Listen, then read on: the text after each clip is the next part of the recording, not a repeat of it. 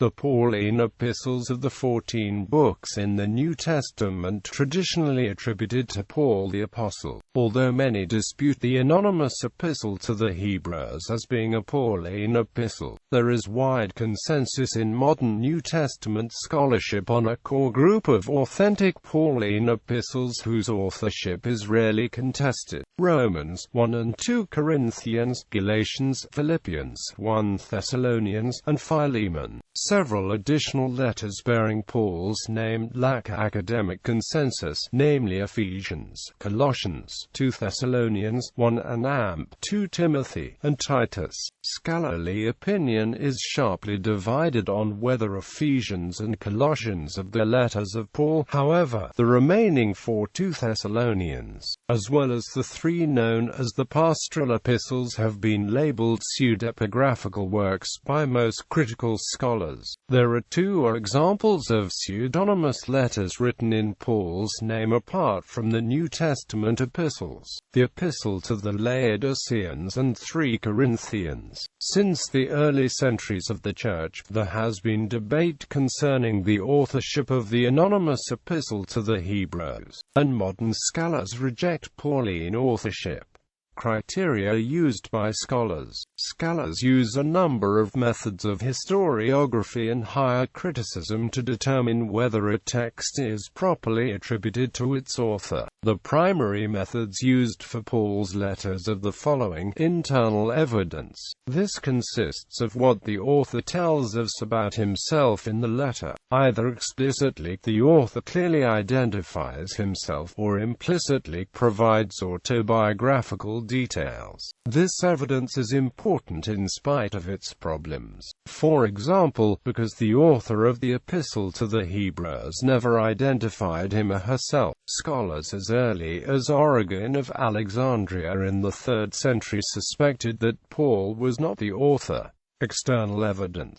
This consists of references, again either explicit or implicit, to the text, especially during earliest times by those who had access to reliable sources now lost. Explicit references would be mentioning the text letter by name, or a recognizable form of the text. Examples include a list of accepted biblical books, such as the Muratorian fragment, or the contents of an early manuscript, such as Papyrus 46.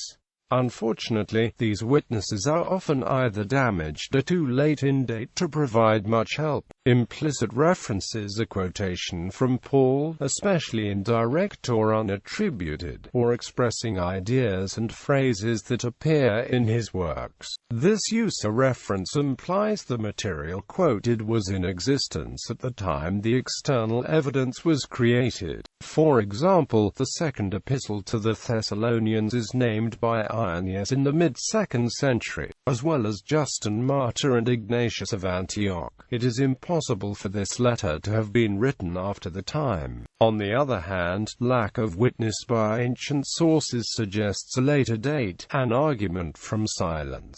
However, use of this line of reasoning is dangerous, because of the incompleteness of the historical record. Many ancient texts are lost, damaged, or have been revised.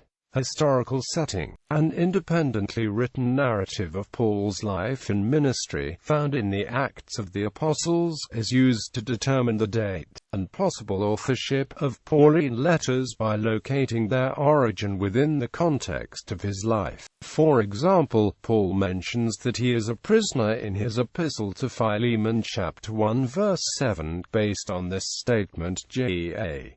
T. Robinson argued that this captivity was Paul's imprisonment in Caesarea, while W. M. Ramsey identified this as Paul's captivity in Rome, while others have placed the captivity in Ephesus.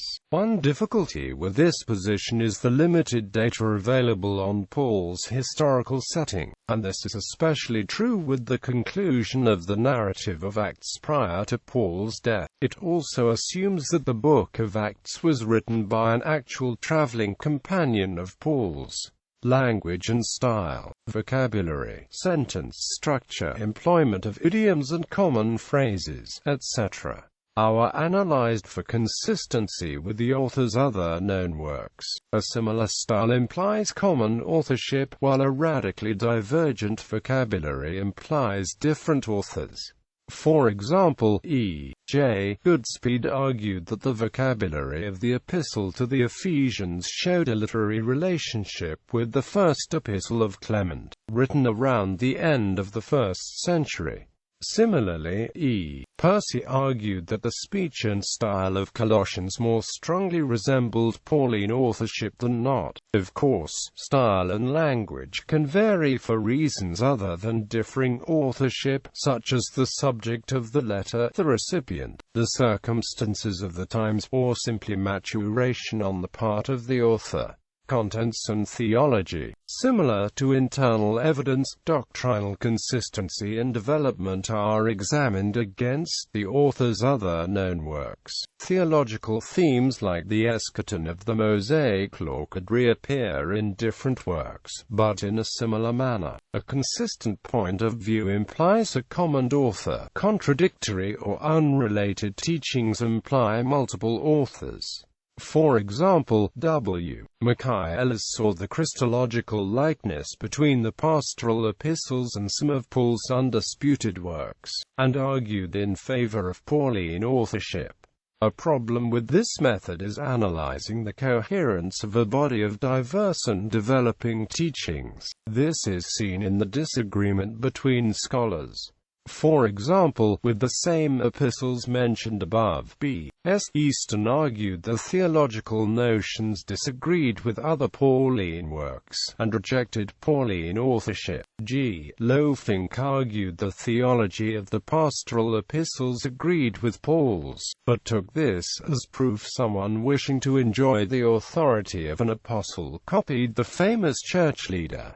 Undisputed Epistles. The name Undisputed Epistles represents the traditional scholarly consensus asserting that Paul authored each letter. However, even the least disputed of letters, such as Galatians, have found critics. Moreover, the unity of their letters is questioned by some scholars. 1st and 2nd Corinthians have garnered particular suspicion, with some scholars, among them Edgar J. Goodspeed and Norman Perry, supposing one of both texts as we have them today are actually amalgamations of multiple individual letters. There remains considerable discussion as to the presence of possible significant interpolations. However, such textual corruption is difficult to detect and even more so to verify, leaving little agreement as to the extent of the epistle's integrity. See also radical criticism, which maintains that the external evidence for attributing any of the letters to Paul is so weak, that it should be considered that all the letters appearing in the Marcion canon were written in Paul's name by members of the Marcionite Church, and were afterwards edited and adopted by the Catholic Church. Romans,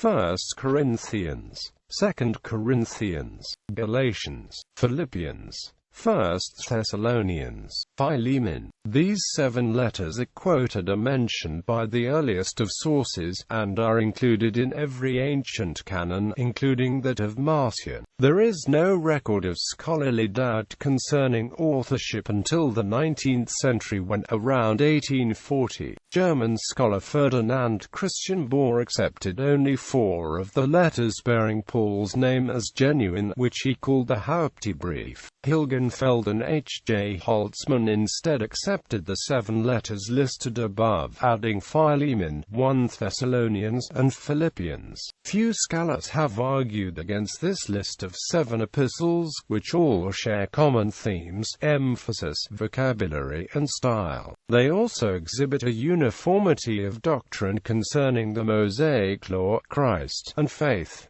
Disputed Epistles. Colossians. Although Colossians is witnessed by the same historical sources as the undisputed texts, Pauline authorship of Colossians has found some critics. It was originally doubted by F. C. Bohr, though others working from his general thesis, such as H. J. Holtzmann, argued that an original brief Pauline text experienced many interpolations by a later editor. The basis for the early objection was that the letter aimed at refuting Gnosticism, a heresy which had not reached its ascendancy until the early 2nd century.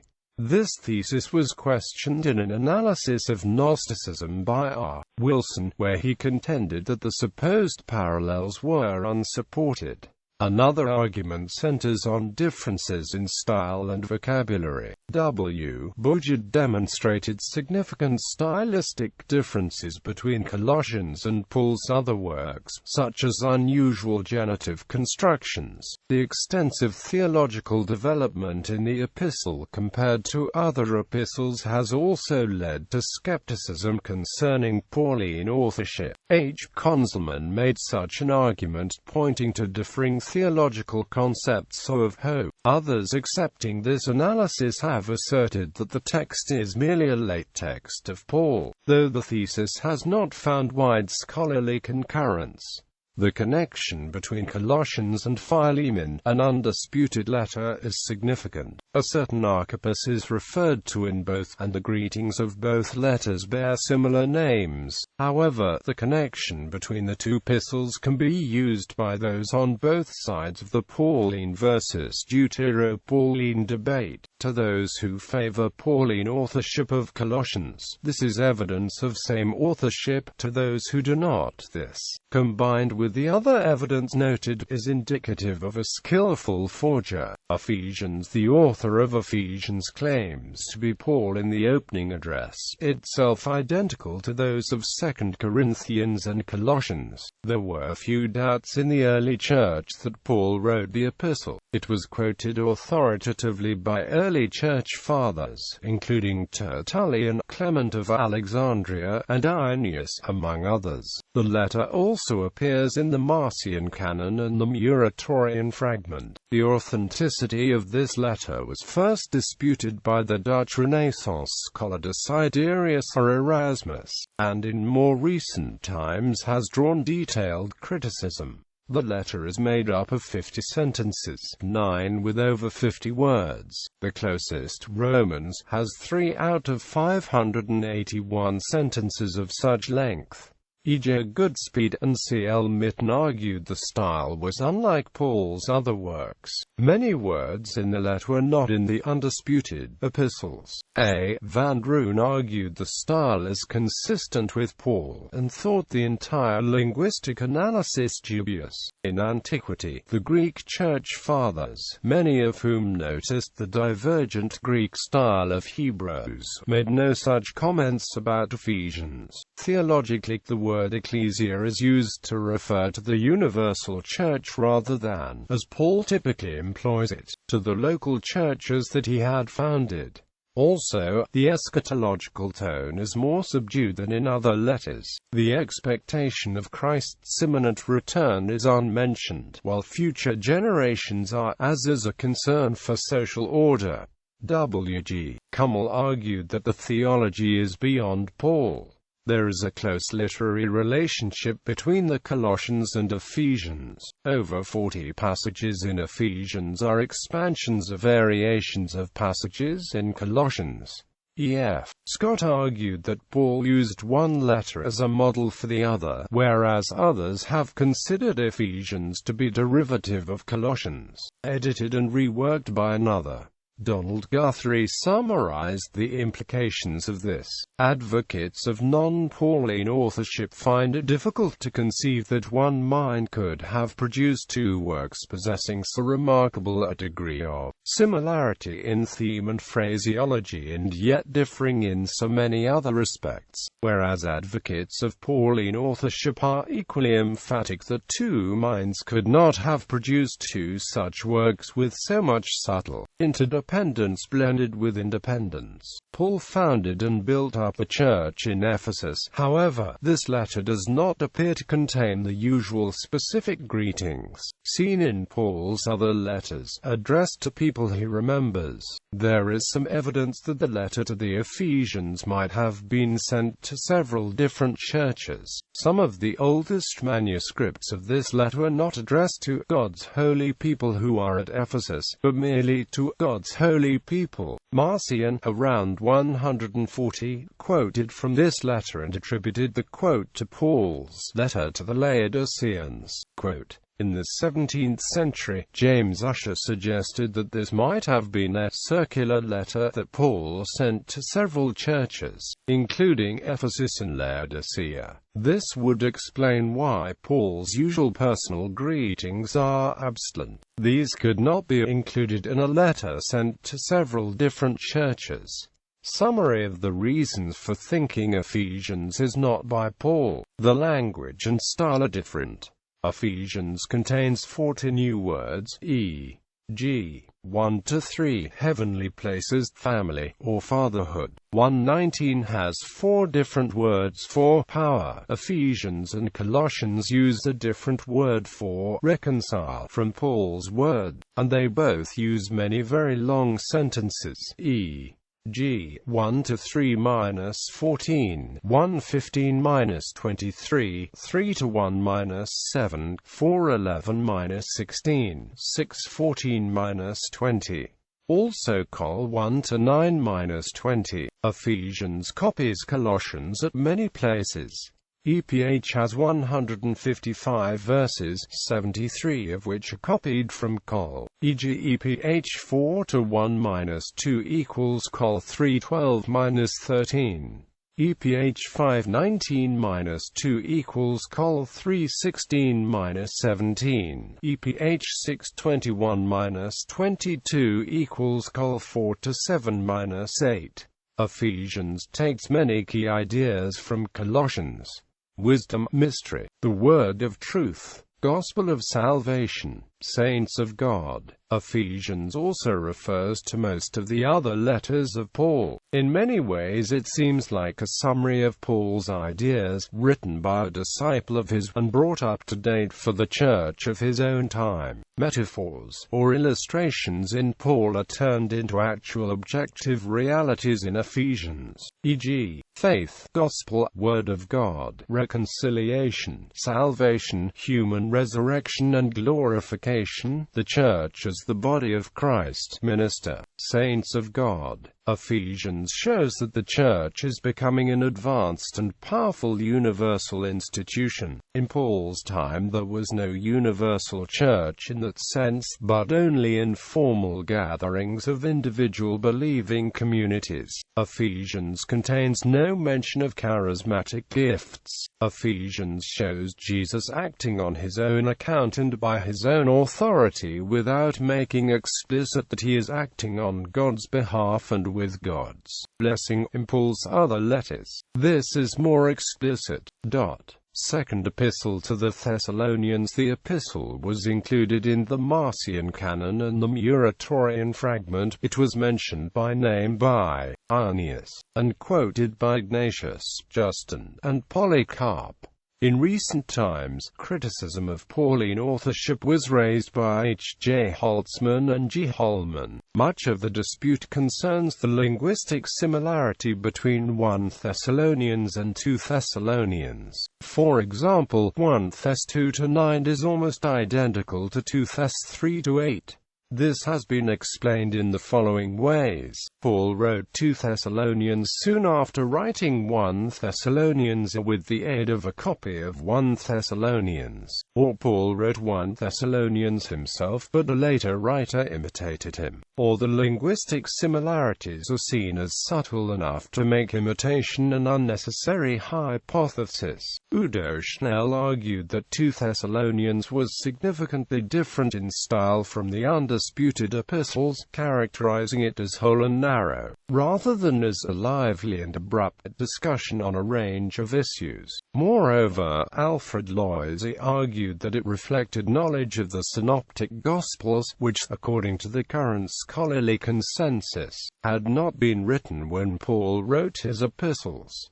Bart D. Ehrman viewed the insistence of genuineness within the letter and the strong condemnation of forgery at its start as ploys commonly used by forgers. However, G. Milligan observed that a church which possessed an authentic letter of Paul would be unlikely to accept a fake addressed to them. However, Milligan's analysis assumes that 2 Thessalonians is not a late forgery and thus was received by the Thessalonian community. C. Masson argued that the eschatology of each letter to the Thessalonians is considerably different. Norman Perry claimed that, in the time of Paul, prayer usually treated God the Father as ultimate judge, rather than Jesus. For this hypothesis he contrasted 2 Thessalonians chapter 3 verse 5 and 1 Thessalonians chapter 3 verse 13, and contended that the letter was written after Paul's death. Contrariwise, Nickel has put forward an argument for the authenticity of 2 Thessalonians. He argues that the pseudonymous view is more vulnerable than most of its advocates conceded.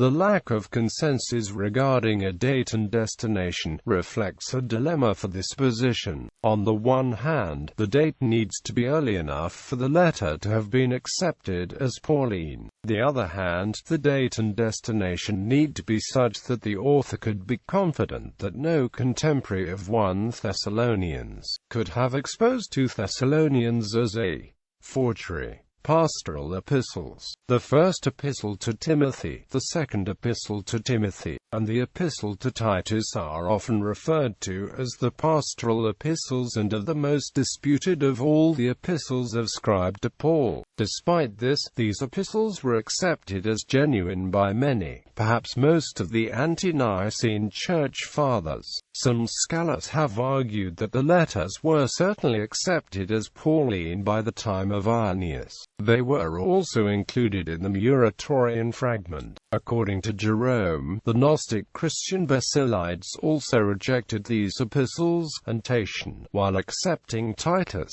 rejected other Pauline epistles. Marcion excluded all 3, along with Hebrews, from his otherwise complete Pauline corpus, and it is impossible to determine whether or not he knew of them. Donald Guthrie, for instance, argues that the epistle's theology would have been cause to reject the letters since it was incompatible with certain passages, such as 1 Tim 1-8 and 1 Tim 6:20, while Ehrman suggests that 2nd century Proto-Orthodox Christians had motivation to forge the pastorals to combat the Gnostic use of other Pauline epistles. Even the ancient writer Tertullian, in AD v. Mark v.21, expresses confusion as to why these epistles had not been included in Marcion's canon. Modern scholars postulate that the Pauline epistles originally circulated in 3 forms, for example, from the canon debate, attributed to Harry Y. Gamble, Marcion's collection that begins with Galatians and ends with Philemon, Papyrus 46, dated about 200, that follows the order that became established except for reversing Ephesians and Galatians.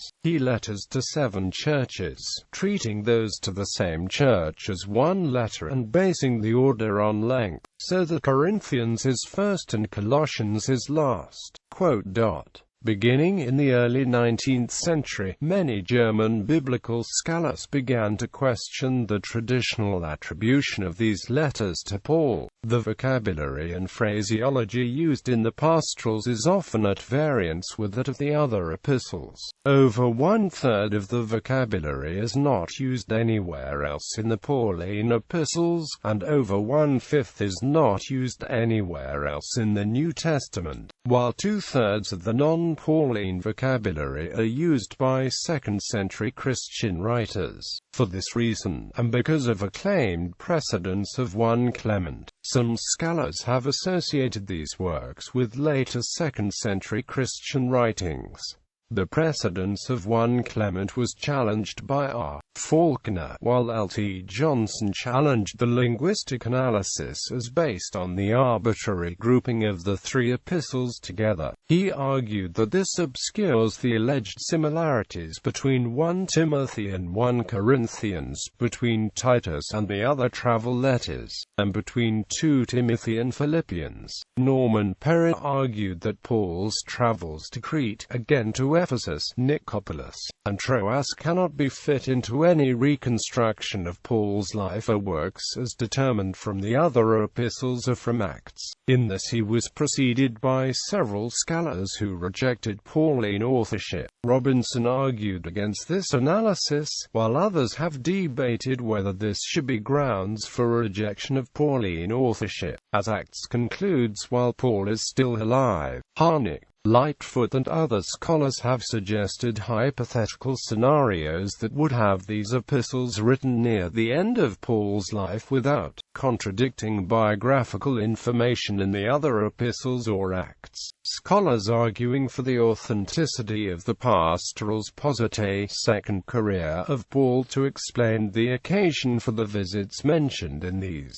letters. Though contemporary scholars generally consider the second career of Paul to be a creation of later Christian communities, other reasons for a second-century date have been argued. The pastoral epistles lay out church organization concerning the character and requirements for bishops, elders, deacons, and widows. Some scholars have claimed that these officers could not have appeared during Paul's lifetime. In terms of theology, some scholars claim that the pastorals reflect more the characteristics of second-century church thought than those of the first century. In particular, whilst in the first century the idea of Christ's return being immediate was current, in the second century it was seen as more distant, matching the choice of the pastorals to lay down instructions for a long time after the passing away of the apostles. Lastly, some have argued that the pastorals condemn forms of Hellenic mysticism and Gnosticism, which were seen as not significant in the first century. However, recent scholarship into first-century Gnosticism has suggested an earlier dominance of Gnostic views. Hebrews. Unlike the 13 epistles above, the epistle to the Hebrews is internally anonymous.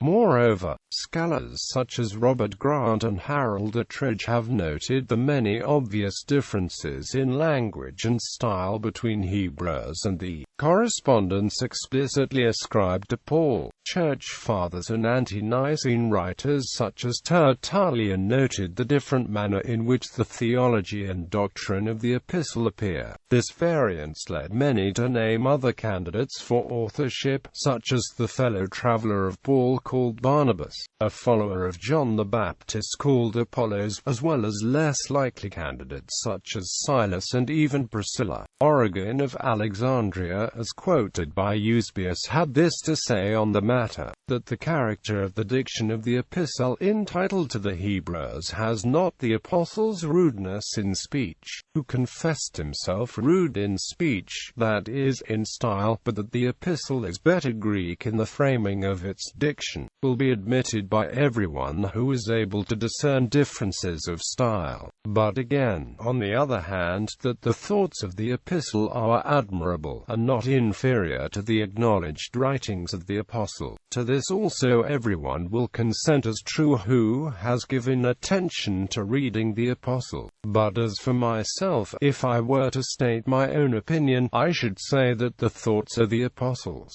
but that the style and composition belonged to one who called to mind the apostles' teachings and, as it were, made short notes of what his master said. If any church, therefore, holds this epistle as Paul's, let it be commended for this also, for not without reason have the men of old handed it down as Paul's.